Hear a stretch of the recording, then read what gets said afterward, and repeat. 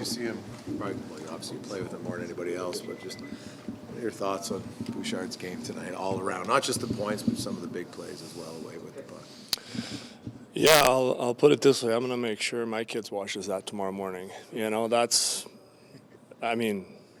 Who can do that in the league today or even historically? Like, that's a game where he wins it for us, really. Obviously, he's out there with some good players too, but like as an offensive defenseman, I don't think you can play a better game, honestly. And I mean, even on that final play, he's drawing a penalty as well. So, I mean, that's when you maybe know it's your night. So, just super impressed and not really a surprise to me, but if you're a kid out there and you want to be an offensive defenseman, make sure you watch that game on replay. Nothing seems to faze the guy. Like early in the game, he makes a couple of passes to guys who aren't there, and you got to clear the zone and come back in, and then he comes back and scores 6 points in a 6-5 win. Yeah, I mean, I think you guys have interviewed me enough about him where I think his biggest superpower is that it just falls off of him. He doesn't care. He doesn't linger on things. He'll make a mistake, but he's right there, right back out in the next shift and does his thing. And so tonight you see it most of the nights, but I mean, some nights it's obviously not going to go his way as well. So when that happens, maybe think back to this one because it's, in my opinion, he does far more good ones than bad ones. And I think he's a top defenseman in this league. Does the hockey world dwell on the negative parts more than the positive ones? I think that's human nature, isn't it?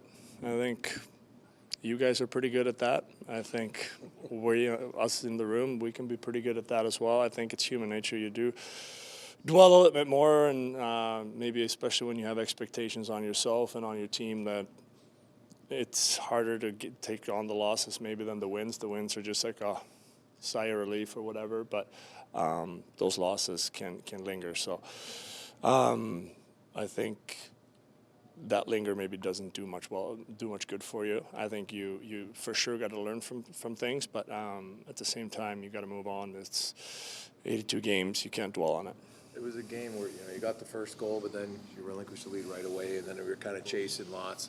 You look at, I know it's middle of January, but the importance of this game for your team to come back and win that game, especially at home where you hadn't had the results you've wanted lately. How important do you think a game like this is for your group?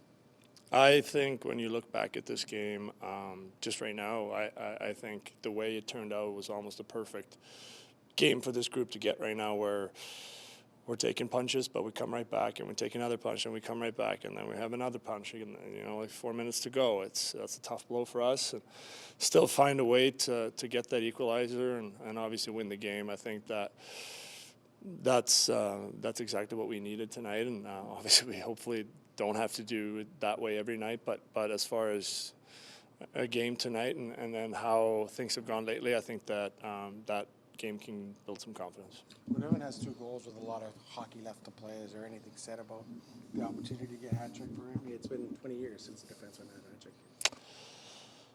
Honestly, no. More than maybe in the back of my mind, I'm going to give the most pucks I can to him because obviously he's got the hot stick, and he seemed to be seeing it tonight. But I mean, we're not sitting drawing things up for him to get shots or anything.